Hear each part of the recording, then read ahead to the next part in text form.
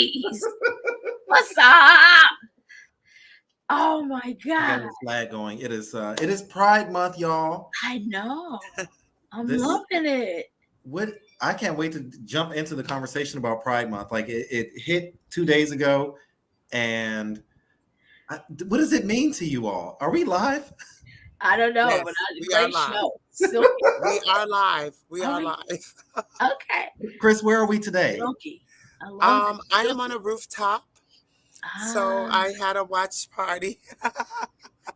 So I And- keep trying to bring the love and the energy in Chicago as much as I can, and sharing it and moving about.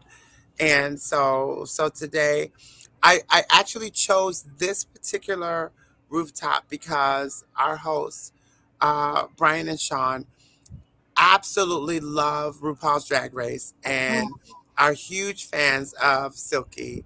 And Oh, so I thought, okay, this is the perfect place to watch it. So that what's backdrop is great beautiful. is they have a huge rooftop. So I'm actually to the other side. So you can actually see, I don't know if you can see behind me, Yes. but Beautiful. that's the John Hancock building behind me. So Hmm. so they have amazing views. So it's great. Simply beautiful. Yes. So What a I great love it. backdrop. Indeed.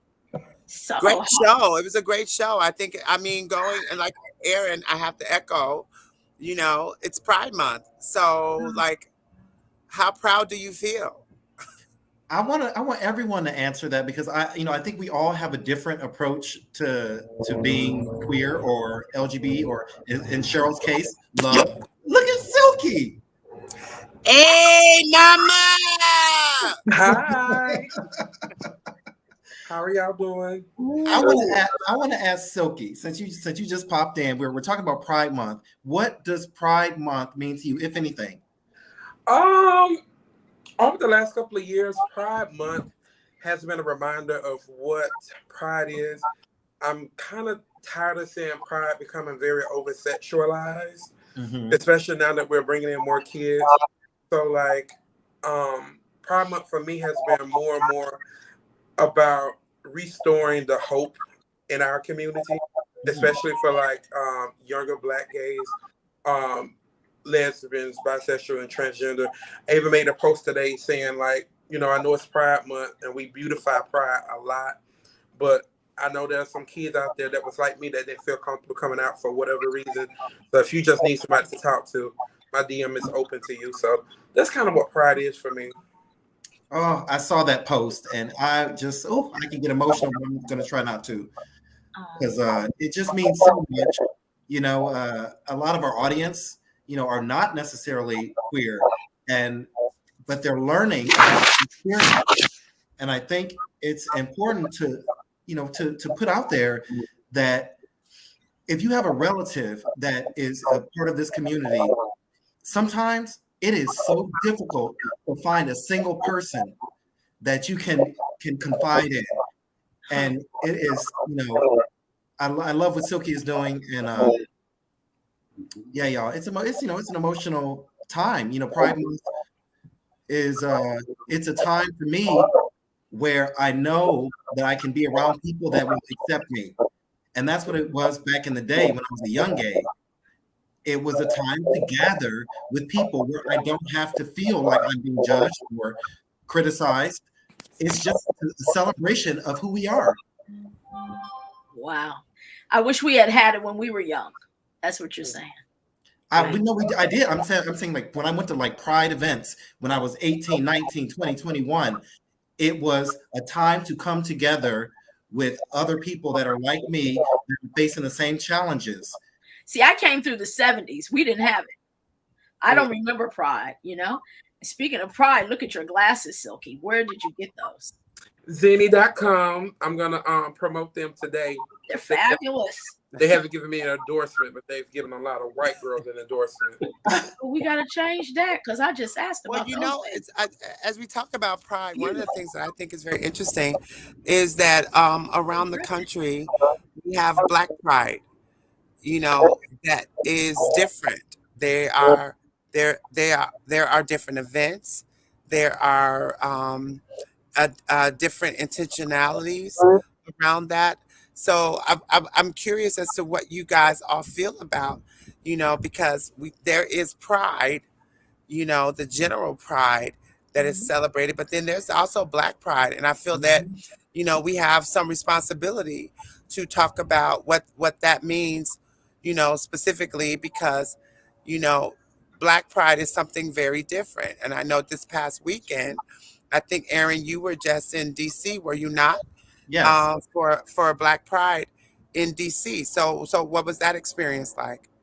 I do think it is a very different experience. I wonder, Silky, if you have you had a different experience or any experience at all with Black Pride versus the mainstream Pride? Oh, absolutely. We can break it down to even systems. Like Black prides aren't funded as heavily as other prides. They're not supported as much. People don't like to embrace them. We live in a twisted world where people are now saying, racism don't really exist. Oh, it exists a lot and heavily within the gay community. So I enjoy Black prides a lot because it's something about being in a room where everybody know your experience without even speaking on it. That I think is very, very powerful. Which I don't necessarily get at another pride, a pride with no melanin. I was at this hotel. So Silky, that's a great point. So I guess I'm trying to, just for our viewers, just ascertain what is the key difference, in your opinion, around, the difference between the Black pride versus pride in general. What should people expect to happen differently, or what is that experience for us? I think the main experience, when you go to like a Black pride or Hispanic pride, because I've been to one of those before, we as a people have the beauty of coming together with love. And that's what the pride is surrounded by. It's surrounded by love.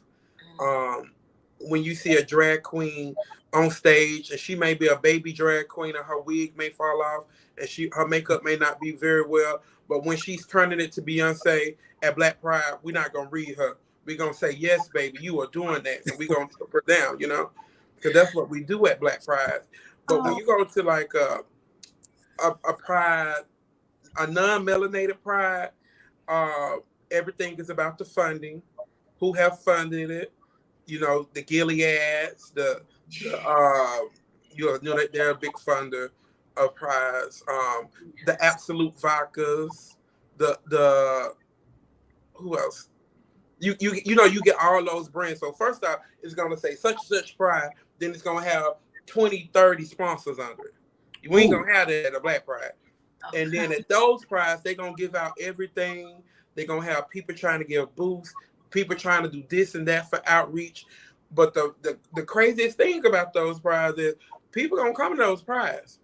However, they are not gonna interact with those booths. They're not gonna see what type of offerings they're gonna give. They're not doing testing. They're not doing outreach. And they come in there to see the entertainment, because those big prides will spend $50,000 in entertainment. They will have a $50,000 budget in entertainment. And I ain't knocking it, because I'll be there, because I want my shit too.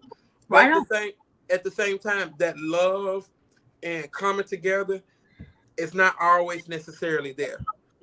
Okay. That's why I was like, I don't like prides because they're becoming over-sexualized. That's where you're going to get everybody in the jock straps and the harnesses, even though there's going to be little kids out, and they're going to be drinking a vodka and soda.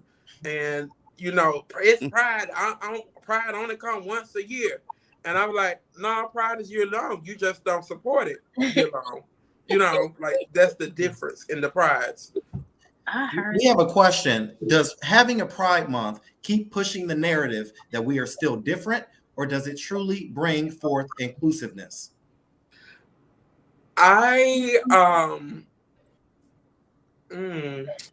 See, that's a question that's gonna because I personally don't care for inclusiveness.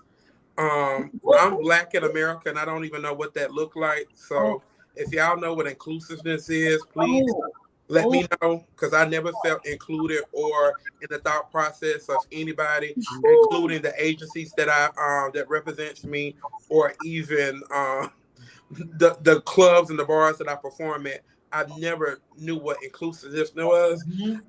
I think that we need to go back into a way like we have rebranded everything after COVID.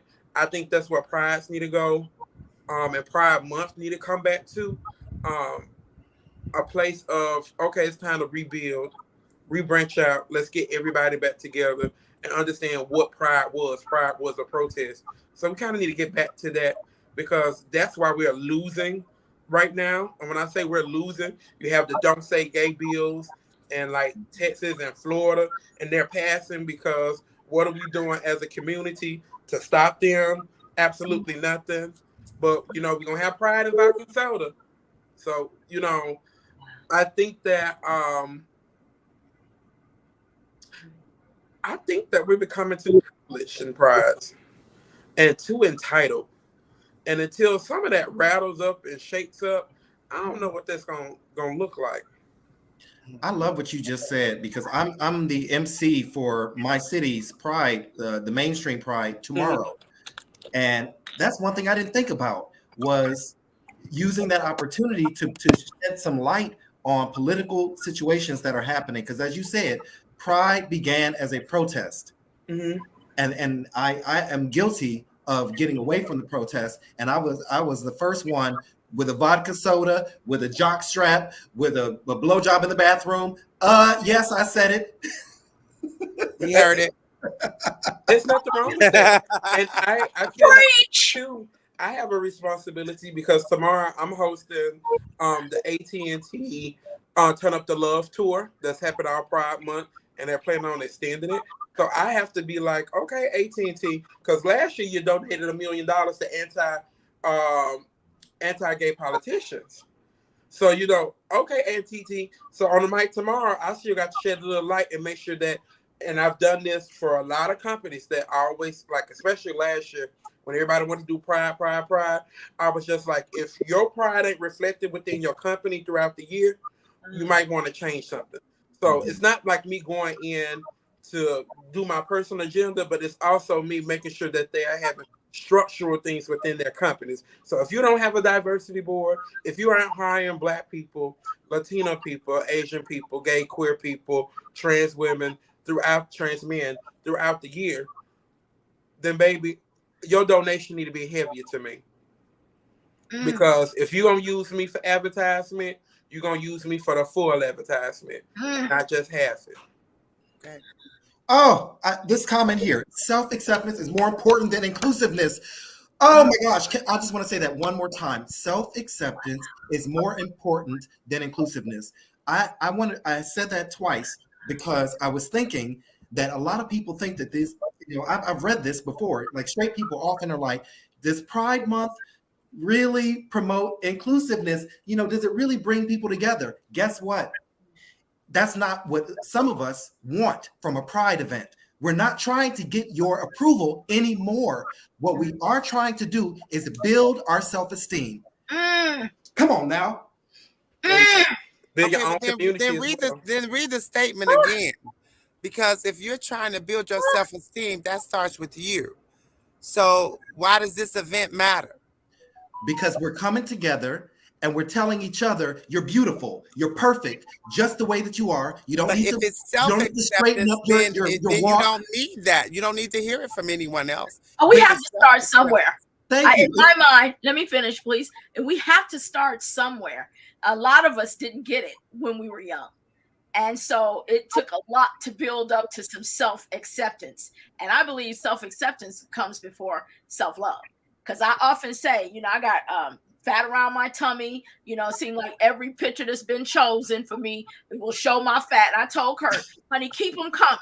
Because what you're making me do is fall more in love with the fat around my stomach. So it's got to start somewhere. And when you got somebody saying, you dumb, you stupid, oh, you need to shut up, oh, you need to sit down, it will bring you down. When you got somebody saying, hey, be you, it's okay. Are you treating people nice as you can?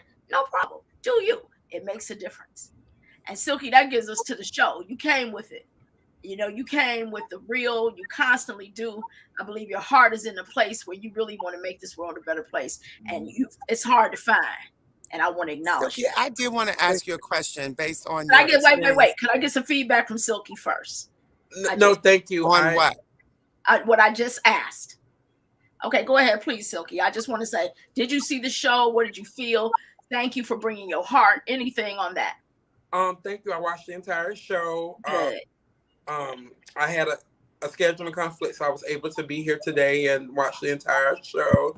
And I'm very happy and proud to be a part of it and to actually watch it, because I was just like, oh, we shot this so long ago. What did I say? Was I crazy? That's how I feel. But, you know, I was quite pleased with everything, and I was quite pleased with the engagement and the live feed comments. So, like, yes. I didn't get to respond the way I want because I can't multitask when it comes to social media. But absolutely, I enjoyed every moment. We were honored to have you. Thank you. Absolutely. So I did have a question, because I absolutely loved your experience on the RuPaul's Drag Race. And when you actually became the lip sync assassin, and you got all the way to this last moment. And I've been so curious, how did that moment feel when it was so close for you to be at that place where you could have been that person? I've been so curious to wonder, like, what was going through your head when you ended up not winning that last one, when you had knocked everyone else out of the box? Well, honestly, I lost on purpose. I knew if I couldn't get out my cover up that they would not progress me for it. And the reason was being because I knew if I, going back into that competition, the way it was, that I wasn't going to be allowed to be a finalist. I was probably going to be eliminated the next episode. So I strategically thought to myself, you should bow out gracefully and more opportunities will come later. Wow. And that's what happened, didn't it? Oh, it Thank did. you for that. What a nugget. Thank you for that moment. It became such a sensation, and I've been booked and blessed since. Honey. The words RuPaul and the judges had gave me, even though I wasn't moving forward, they spent a lot of time talking to me before I was left off the runway. And I left with feeling accomplished, which I've never left RuPaul's Drag Race feeling accomplished. Yeah. So I lost, and I felt so accomplished, and I think I'm better for it. I love it. What's Fantasia say? Sometimes you got to lose to win.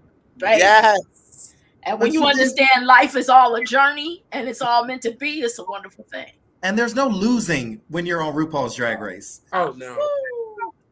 What a platform. I mean, you are on the most Emmy Award winning show. I mean, this is just, it has to be a dream. It has, and it opened up opportunities, like some major opportunities. I have some great things coming out this year, and I'm just hard at work, like literally hard at work, and bigger things are gonna come, and that's right. Things I'm doing throughout the year. I'm starting to work with colleges more, which I appreciate. Because I've been in colleges all year long, and that's where I really feel my best at, in the college, where I can chit chat, encourage, show them that you can literally do anything you want to do with your degrees. Because I'm true testament to that. Like, I have all these degrees, and I'm not just a drag queen, but I'm a business educated, philanthropic drag queen. So, you know, I love that. I want to encourage everyone that's watching to follow Silky and support Silky. Yes. Silky is a true activist. Yes, she is. Not here to just make everyone smile, but to really change the world for the better. So I think we should all support Silky, doing the great work that you're doing. Every opportunity. Oh, Antonio, did you want to? Antonio, can you hear us? Yes, of course. Yes, I'm here. I'm just taking it all in. Antonio's a big fan of Silky. Yes, I am. And it's interesting, you know, just hearing all the different perspectives, just not only from Silky, but also from you guys as well. You know, I've been doing this a long time. I'm sitting here going, wow, this is exciting. I feel like a real elder of the community, meaning, you know, being a big advocate in the 80s, marching on Washington, late 80s and early 90s, all the political work, all, you know, going through the AIDS crisis. Like, I've seen a lot. I've been to Pride many, many times all over the country, the mainstream prides, the black prides. Like, I've been to all of them. And one of the things that is interesting, as much as we've progressed, there's still so much work left to be done. And it's interesting, this idea of self-acceptance. I mean, you know, I'm a big advocate of that, and I attribute a lot of what I've accomplished in my life of being able to get that very early on. But a lot of people don't have that experience. And I do know many people who have come to the prides and saw people like them for the first time and really got permission to be more of themselves. So I think pride means a lot of things to a lot of people. And I think that the space is there for it to mean whatever it needs to mean to the people who are participating. If it's about having your vodka and tonic and a blowjob and getting your jock strap or without your jock strap, have at it. If it's about whatever it's about, if it's about being visible, if it's about using the platform when you're on stage, etc. And I understand what you were saying earlier, Silky, about this is a long debate that goes way back. I've been going to Pride for probably 40 years. That what it should look like because of the children. Mm-hmm. And as you all know, I'm a father. And me and my children, as a part of the Popular Club, has marched in the parade. My kids have been in the parades many times when they were as young as 6 and 7. And they got to see the dykes on bikes, and they got to see the guys in the jock straps and all of those things. And I think what it is the responsibility of parents is to be able to explain the experience and the information that's in the environment. So I'm not a big advocate for censoring any of that. Now, it does help to have a responsible parent who can do that. But I think that's really, really important. And they ask questions, and I think anyone who, you know, you've been in education, Aaron, that you meet children where they are with their questions. And I think exposure gives them the opportunity. And the earlier they learn to see that there are all kinds of people in the world navigating the world in their own way, the better off hopefully they'll be for the future. So that's how I feel about Pride. I'm looking forward to joining some of my castmates this weekend in Los Angeles and supporting from afar my other castmates who will be doing good stuff in other part of the country. Yes. Okay, class. I'll be a classmate. You know, we have a question, and the question is, how do we deal with parents we love more than life itself and who we know love us, but carry around that old Black people negativity and guard it like a badge of honor? Mm-hmm. I can't answer this question because I'm not one that put all of my heart energy into my parents.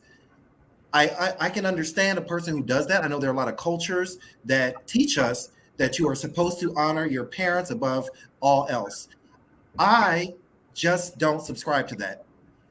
I do pour, you know, my heart energy into my faith and my higher power, and I do what I believe my higher power wants me to do. But and oftentimes it goes against what my parents want me to do. So I pick that over my parents, and I hope my parents will, you know, my dad's in heaven who supported me, but I hope my mom likes what I do. But if not, it was wonderful hearing Silky talk about how close you are to your mom, because Aaron and I have been two of the ones that have said that's not the case. I didn't speak to my mom. We stopped speaking April 21st, and she broke and called today. And I feel like I won. For the first time in my life, I won. You know, so when I just read love and love more than life itself, I'm like, no, you know, I don't know love anyone more than life itself. And I put God first now because I had put so much into my mother and it didn't come back. Silky? For me, like, I know that my mom loved me, but living at home, it makes me question to what extent do my family love me? Are they in love with me, and I say my family in general, not calling out any specific person, Yes. person or people, but are you in love with me, or are you in love with this character on television, Ooh. or are you in love with the now money that I make? Come on now. So these are the questions that I'm still figuring out, even though I live at home with my mother. Well, I live home with more than my mother. My mom is my mother, my grandmother, my uncle. So I was like, I'm wondering, like, what's the extent of the love in my family? But I've learned because of that to set boundaries. Okay. While I'm not at home, do not touch my mail. Do not open a check.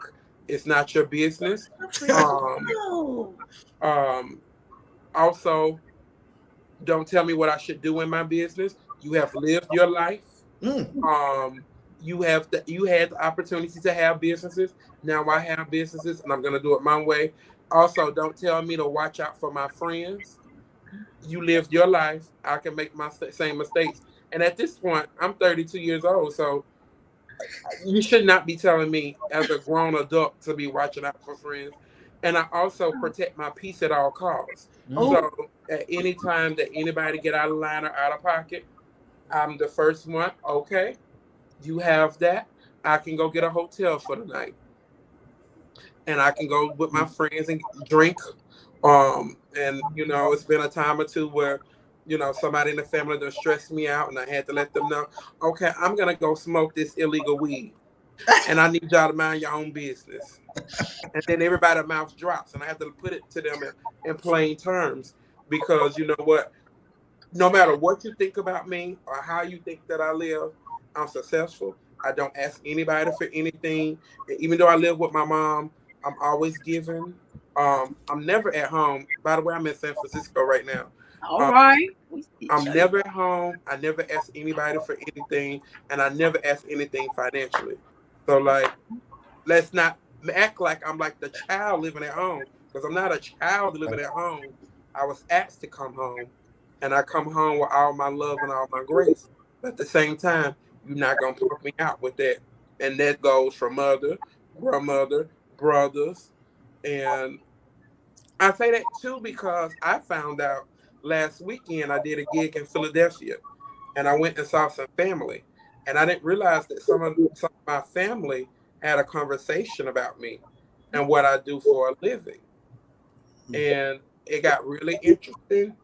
But it also made me realize, like, if I'm the embarrassment or the disgrace of the family, Mm. I'm gonna be that over here in my corner.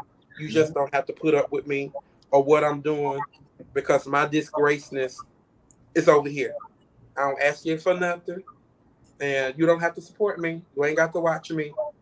You don't got to do none of that. Don't care. You don't really exist to me.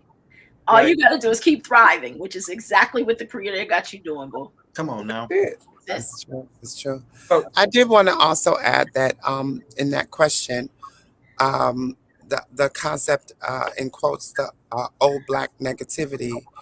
I do want to say that for me, I don't necessarily see that it's negativity, because sometimes what that comes from is protectiveness, that a lot of older people and older generations have wanted to guard and protect people in their families who were different, or who identified as gay or a part of the LGBTQIA plus community.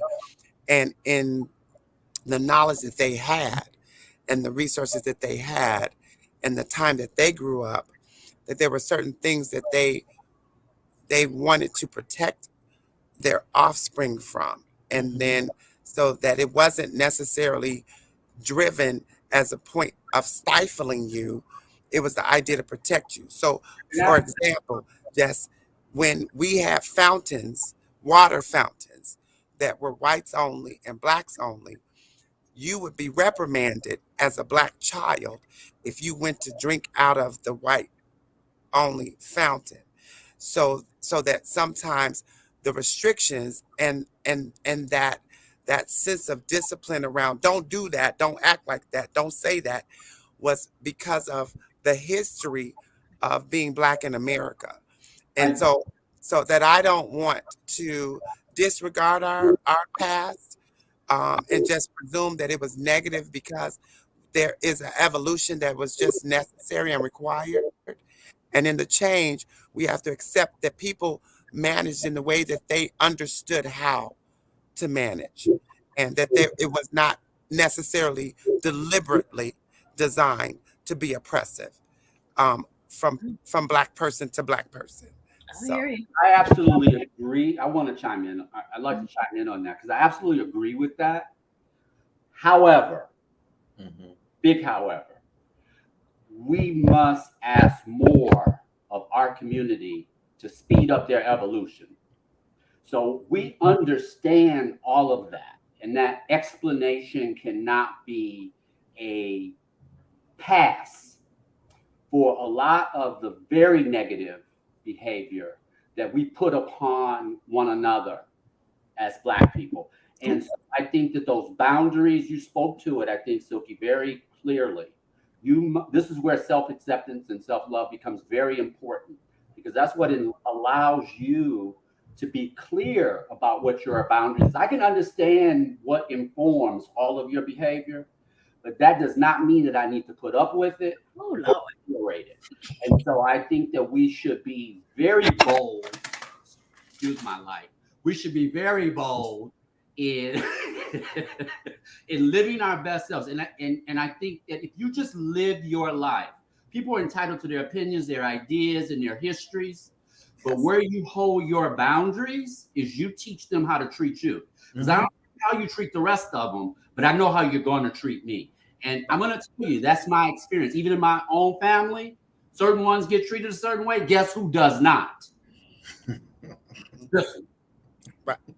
Well, and you know what, and Antonio, and I love that you said that, because I think that generationally that there is something to understand around that, because there are younger people that don't know their history. They don't know their history, so they don't know what wasn't allowed. So when they are dealing with people who are older, in a way, when certain things weren't allowed, they don't understand that. I know, but old people got to get with it. Age ain't got nothing to do with it. Just like Bevy said, her mama 90 years old. So I'm with you, Chris. I'm with you, darling. But where I draw. I want more grace. I want more grace. Oh, look, guys, it's a good night. Grace.